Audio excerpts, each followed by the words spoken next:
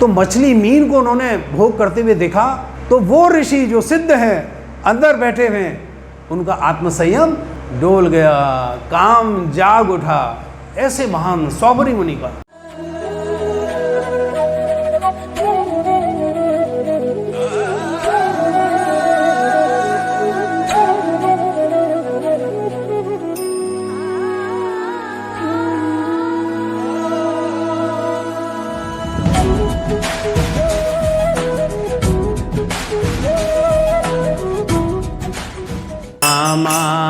Hare Hare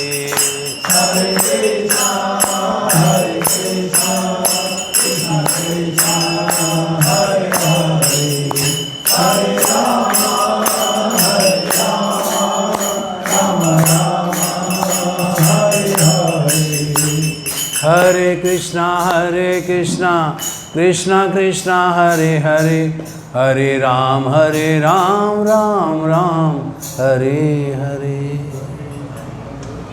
Hare Krishna. Bhagavad Gita class में आए सभी भक्तों का अपने बहुत बहुत स्वागत। आपने अपने व्यस्त समय से भगवान के लिए समय निकाला, ये कोई पुण्य है भगवान के लिए समय निकालना। संसार के लिए हमारे पास समय है, लेकिन संसार बनाने वाले के लिए हमारे पास समय नहीं है। तो वो सुदुर्लभ भगवान ने इन्हीं लोगों को कहा है, ये दुर्लभ हैं लोग जो भगवान के कीर्तन के लिए, भगवान के नाम के लिए अपना समय निकाले। ये जो अध्याय है सभी सुदुर्लभ, ये 16वां अध्याय है। भक्तों को उन्हें अपना प्रणाम। और भगवद गीता क्लास में आज हम चर्चा करेंगे ये स्वभाव की बात की है, और भगवान ने इसमें स्वभाव की बात की है, नेचर हैबिट। भगवान स्वभाव के मनुष्य के स्वभाव के बारे में बता रहे हैं, मनुष्य के स्वभाव के बारे में बता रहे हैं। तो इस चैप्टर का नाम ही है आसुरी और दैवी स्वभाव। तो भगवान पहले डिक्लेयर करते हैं कि 2 स्वभाव हो सकते हैं आदमी के। कौन कौन से? आसुरी और दैवी।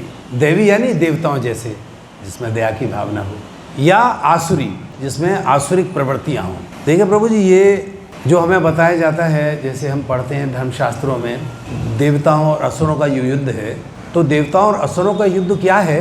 ये स्वभाव का युद्ध है। जिसमें आसुरी गुण हैं वो असुर है, और जिसमें दैवीय गुण हैं, दया, सत्यता, करुणा, प्रेम, धर्माचरण, ये देवता है। और जो असुर हैं, जो स्वभाव है उनका निष्ठुरता, कठोरता, पापमय जीवन, झूठ, असद व्यवहार, तो जिनका जीवन इस तरह का है वो सब असुर हैं।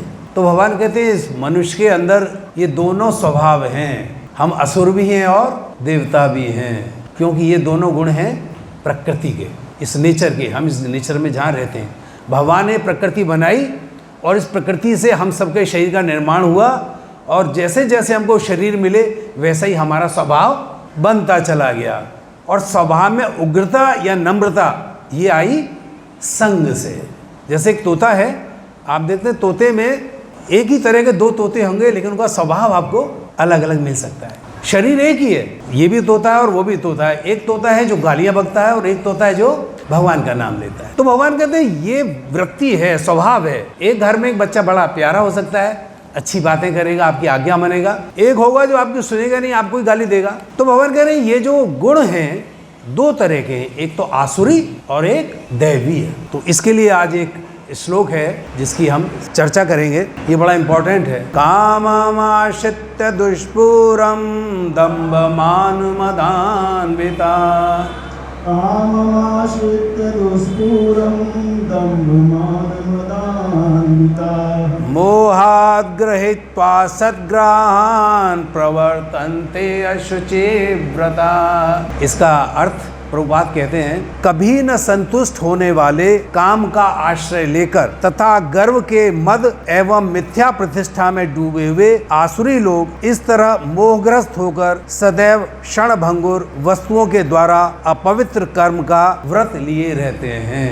तो ये किसके गुण बताए जा रहे हैं? आसुरी लोगों। ये कैसे लोग हैं? ये आसुरी लोग हैं। यानी ये अपने अहंकार और मद में इतने चूर हैं कि उस वृत्ति को उसको छोड़ते नहीं है और उसी में लिप्त रहते हैं, और वो कहते हैं बस हमसे ज्यादा समझदार कोई नहीं है। ये व्रत उन्होंने ले रखा है, जैसे व्रत लेते हैं ना, ये काम करके छोड़ेंगे, उन्होंने भी व्रत ले रखा है कि हम अपनी दुष्टता से पीछे नहीं हटेंगे, किसी भी कीमत पे कुछ भी हो जाए। तो ऐसा संकल्प है प्रभु जी, क्योंकि वो स्वभाव है, वो जो अहंकार है दुष्ट का, वो उसको झुकने ही नहीं देता। तो ये श्लोक किसने कहा है? श्री कृष्ण भगवान भगवान, साक्षात भगवान कह रहे हैं। देखिए, मैंने पहले भी निवेदन किया था कि जब हम गीता जी के किसी श्लोक की व्याख्या जो करते हैं, जैसे दिया है आचार्यों ने, उसे ये कभी सोच के न आप उस पर ध्यान दें ये किसी विद्वान ने, संसारी किसी बड़े लर्नेड आदमी ने इसका परपट, इसका जो उद्देश्य तात्पर्य लिखा है। भगवान अपने मुख से स्वयं कह रहे हैं, साक्षात भगवान इसको बता रहे हैं कि जो मैंने रचना की है मनुष्य की, प्राणी मात्र की, इसका स्वभाव कैसा है। तो भगवान कहते हैं देवता का भी है इसके अंदर और असुर का भी है। तो असुर का जो स्वभाव है उसके बारे में, असुरों में काम कभी तृप्त नहीं होता। बहुत इंपॉर्टेंट एक उन्होंने बात की है। क्या कह रहे हैं? असुरों में काम कभी तृप्त नहीं होता, नेवर। तो क्या ऐसा है कि जैसे हम सब लोग यहाँ बैठे हुए हैं, हमारी वासनाएं यानी हमारी इच्छाएं, जो दिन रात हम सोचते रहते हैं, करते रहते हैं, प्लानिंग करते रहते हैं, ऐसा करें ऐसा करें। तो वो ये कह रहे हैं विशेष रूप से जो असुर हैं उनमें काम कभी तृप्त नहीं होता। वो लोग कभी चैन से बैठ ही नहीं सकते। दिन रात उनके दिमाग में, अगर वो यहाँ बैठे हुए हैं तो उनके दिमाग में यही रहेगा कि अब मैं क्या करूँ, कैसे कर दूँ, क्या किसी का बिगाड़ के मैं अपना स्वार्थ, अपना हित सिद्ध कर दूं। तो ये आदमी की, ये भगवान ने ये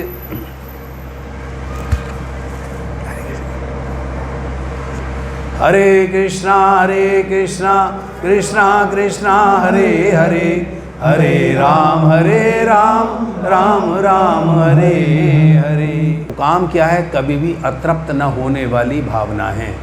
और ये विचार इतनी जबरदस्त हमको पकड़ के बैठ जाता है कि ये कभी छोड़ता नहीं है।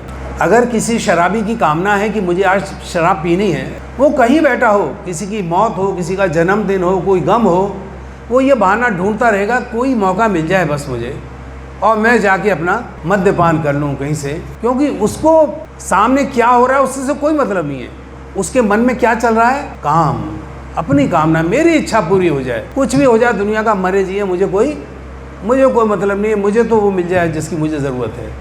तो भगवान कहते हैं असुरों में जो काम का अभाव है ये सबसे ज़्यादा होता है।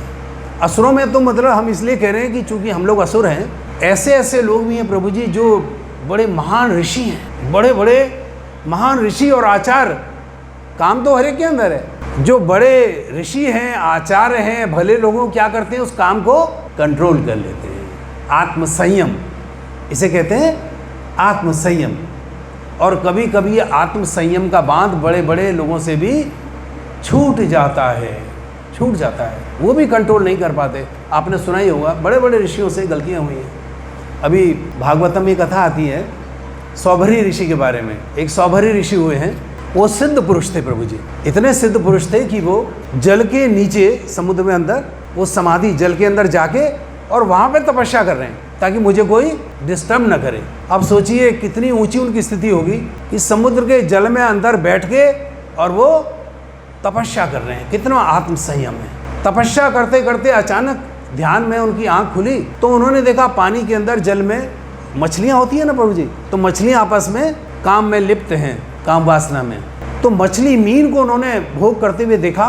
तो वो ऋषि जो सिद्ध हैं, अंदर बैठे हुए हैं, उनका आत्मसंयम डोल गया, काम जाग उठा। ऐसे महान सौभरी मुनि का। और जब जाग गया तो कहते हैं प्रभु जी वो विचलित हो गए और जो ध्यान था वो भंग हो गया, विचलित हो उठे। वो काम के विकार ने सौभरी मुनि की साधना भंग कर दी और उन्होंने अपनी तपस्या छोड़ के जल से ऊपर आए। और ऊपर आके दिमाग में क्या आ गया कि मुझे भी अब यही काम करना है। बहुत बड़े ऋषि थे, सीधे गए राजा के दरबार में। और उस वक्त राजा थे राजा मानधाता, आपने नाम सुना हो, बहुत बड़े राजा हैं ये। तो मानधाता के दरबार में जाके उन्होंने सीधे राजा से कहा, राजा मेरी एक इच्छा है। राजा तो पैरों में गिर पड़े, इतने महान ऋषि आ गए। बोले महाराज आप बोले भाई मुझे विवाह करना है तो मुझे एक कन्या अपनी दे दो, मैं उसे विवाह करूँगा।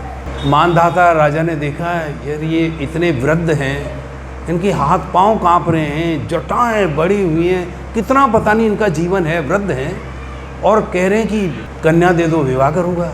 अब राजा मानधाता की हिम्मत ना पड़े इतने बड़े ऋषि से ना करने की। कैसे कह दें, कोई शाप ही दे दें, क्योंकि राजा मानधाता के 50 कन्या थी, सब युवा थी, 16 साल की। राजा मानधाता ने कहा हाँ ऋषिवर, बिल्कुल आपकी जैसी इच्छा हो, मुझे कोई इनकार नहीं है, मेरी 50 कन्या हैं, आप उनमें से जिस चाहे कन्या को चुन लें, यदि वो आपको स्वीकार करे तो। उन्होंने क्या कहा, कि अगर कन्या स्वीकार करे तो मुझे कोई ऑब्जेक्शन नहीं है ब्रदर, आई डोंट माइंड अगर मेरी बेटी आपको कोई स्वीकार कर ले। तो मानधाता जानते थे कि इस बूढ़े व्यक्ति को देख के मेरी बेटी को क्यों शादी इससे। ऋषि ये जान गए सामने राजा के मन में क्या बात चल रही है, क्यों उसने इस तरह से मुझे धोखा देने की कोशिश की है कि ऋषि की शादी का झमेला ही खत्म हो जाए। वो समझ गए। उन्होंने योग सिद्धि से एक मंत्र पढ़ा और एकदम युवक चमकता हुआ तेज एकदम बन के राजकुमार की तरह सामने खड़े हो गए, स्वस्थ एकदम, देवताओं को भी मात करे ऐसा रूप उनका। बोले अच्छा ठीक है भाई राजा, कहाँ है आपकी कन्या? राजा ने कहा अरे ये तो ऋषि ने तो अपने आप को बिल्कुल बदल दिया। तो उन्होंने अपनी कन्या को बुलाया, तो एक कन्या आई और जो बाकी कन्या थी वो देख रही थी, वो सबकी सब वो भी आ गई। अब 50 कन्याओं में झगड़ा ये होने लगा, वो कहने लगी ये मेरा है, मैं इससे शादी करूंगी, तुम्हारे इस पर कोई अधिकार नहीं है। दूसरी कहने लगी नहीं नहीं, पहले मुझे पिताजी ने कहा है राजा ने, इसलिए मैं से विवाह करूंगी। तो सौबरी मुनि ने ऐसा जादू किया अपने योग से, 50 कन्याओं ने कहा कि हम इनके बिना अब नहीं रह सकते, ये काम का विकार है। 50 की 50 कन्याओं ने कहा हमें इसी से शादी करनी है महाराज, और हम किसी से शादी कर ही नहीं सकते, क्योंकि ये जिस युग की बात हो रही है उसमें पिता के आगे कन्या बोल नहीं सकती थी लज्जावश। लेकिन काम का विकार, भगवान पता नहीं ये कैसी भावना है कि हमको निर्लज्ज बना देती है, आत्मसंयम छूट जाता है, न लोक लाज की परवाह होती है। 50 कन्याओं ने कहा हम तो इसी को भरेंगे। राजा मानदाता ने कहा अच्छा भाई 50 कन्याओं की शादी सौभरी मुनि से हुई। और ऋषि ने गृहस्थ जीवन 50 कन्याओं को शुरू कर दिया, काम में डूब गए। काम में डूब गए तो अचानक एक दिन मानधाता और सौभरी मुनि को होश आया कि ये मैं कहाँ फंसा हूँ, ये मैं कहाँ फंसा, अरे मैं योगी हूँ, ये संसार हथेली पे रखे हुए बेर की तरह मैं इसको देखता हूँ और मैं स्वयं इसमें लिप्त हो गया इस काम वासना में। मैं कहाँ भगवान की उच्च स्थिति में आराधना कर रहा था, योग में स्थित था, और मैं कहाँ इन संसारी मनुष्यों के बीच में कैसा जीवन में व्यतीत कर रहा हूँ, एक संसारी व्यक्ति का, कामी व्यक्ति का। उन्होंने अपने आप को धिक्कारा और उसके बाद सौभरी मुनि ने उसी समय कमंडल हाथ में लिया, ग्रह का त्याग किया और फिर अपनी तपस्या के लिए निकल गए। तो कहने का अर्थ है कि वो कहते हैं असुरों में जो काम का भाव है, भगवान कह रहे वो अधिक होता है। तो ये तो हम ऋषि मुनियों की बात कर रहे थे, तो असुर यानी हम जैसे साधारण मनुष्यों के लिए क्या कहा जाए। तो भगवान कह रहे हैं जो काम का जो वेग है इसको हम नहीं संभाल सकते, किसी काम किसी भी कीमत पर नहीं संभाल सकते जब तक भगवान की कृपा न हो जाए। और भगवान की कृपा कहाँ होती है?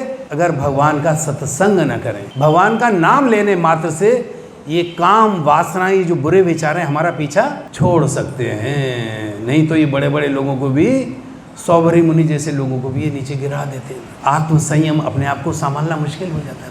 ऐसे तमाम लोग हैं, कहीं भी जाते हैं दृष्टि से देखा और विकार पैदा हो गया, कुछ खाया विकार पैदा हो गया, कुछ सूंघा विकार पैदा हो गया। ये सारा शरीर ही काम वासना से ओतप्रोत है प्रभु जी। जरा भी इसको आप जरा सी इसको स्वच्छंदता दें, आज़ादी दें और ये गलती कर बैठता है। कामेश क्रोधेश रजोगुण समुद्भव महाशनो महापापमा विद्य एनम एहि वैरिणम। भगवान कहते हैं वैरिणम, वैरी किसे कहते हैं? दुश्मन को। भगवान कहते हैं तुम्हारा सबसे बड़ा दुश्मन कौन है? काम। काम एश, काम सबसे बड़ा शत्रु है तुम्हारा, हर मनुष्य का। ये तुम्हें समाप्त कर देता है, क्योंकि काम यानी कामना, अगर आपकी कोई कामना हो, धन की, स्त्री की, प्रतिष्ठा की, पूजा की, बड़ा बनने की, अगर आपकी कामना न पूरी हो तो क्या होता है? कामेश क्रोधेश। तो कामना न पूरी होने पे गुस्सा आता है, बड़ा भयंकर गुस्सा आता है जब आपकी जो आप मन से चाहते हो काम पूरा न हो। तो जो चाहे आप, गलत काम आपसे हो सकता है, आप नहीं चाहते, काम का वेग इतना है, इतना वेग है कि वो आपको धराशायी कर देगा। बड़े बड़े ऋषि मुनियों को धराशायी कर देता है। हम क्या चीज है? इसका तो बचाव एक ही है, हरे कृष्णा कृष्णा कृष्णा हरे हरे, हरे राम राम हरे हरे। बस ठाकुर जी की कृपा हो जाए तो हमें से, ये हमारा दुर्गुण हमें कहीं भी छोड़ता नहीं है प्रभु जी, हमारा सर्वनाश कर देते। इसलिए भगवान कहते मेरा नाम सदैव लेते रहो, मेरा नाम लेते रहो तो काम की आग से बच जाओ, वरना ये गलतियाँ होती रहेंगी, ये गलतियाँ होती रहेंगी। एक हमारे इस्कॉन में, ये जो गौड़ीय संप्रदाय में एक बहुत बड़े वैष्णव हुए हैं, 6 गोस्वामी में उनका नाम है, सेकंड वन रूप गोस्वामी। उन्होंने इसके ऊपर बहुत रिसर्च, वो बहुत ही ऊंची स्थिति के हैं। वो जो रूप गोस्वामी महाराज, गोस्वामी का मतलब जिन्हें अपनी इंद्रियों पे संयम है, वो गोस्वामी हैं। उनका अपनी इंद्रियों पर संयम है। उनके लिए न घर है, वो वृंदावन में रहे तो उन्होंने मकान कौन सा बनाया?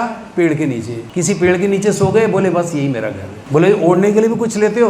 बोले आकाश, ये मेरी चादर है। बोले भोजन की क्या व्यवस्था? बोले ये पत्ते, ये जो है ये मेरी व्यवस्था है। अनिकेत, कुछ नहीं जिनके पास, ऐसे गोस्वामी।